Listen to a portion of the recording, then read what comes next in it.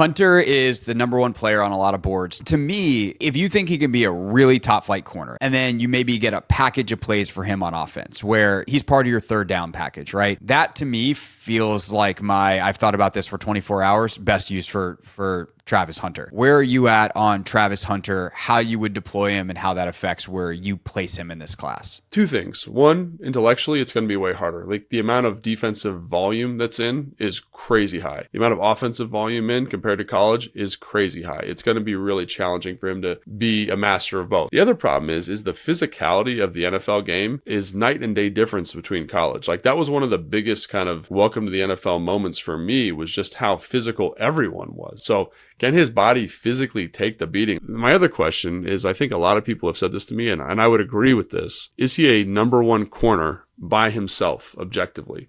Is Will Johnson from Michigan better than him? If that's the case, then he shouldn't be a top 5 player, right? Because he can only play one position. He's definitely not better than McMillan, I don't think, from a receiving standpoint. I think he's very, very good, but he's not there. But when you combine a top 10 wide receiver and a top 10 corner, that's where people get to the first pick overall. And I just think that's kind of faulty logic because he's not going to do both. It's crazy watching film of him, like watching defensive film and then just clicking over the offensive film and being like, oh, you're really, really good at both of these things. Like it's incredible. And it's like almost overwhelming how good he is at it. But then I go back to this point that I get caught up on is like in the NFL, like you're not going to be doing this. Your impact's not going to be this. It's going to be 50% of this. And is 50% of this still enough to make you a top 5 pick? And that's where I kind of am like, I'm not sure. Is the hype of what he did in college swaying people past the reality of the NFL game?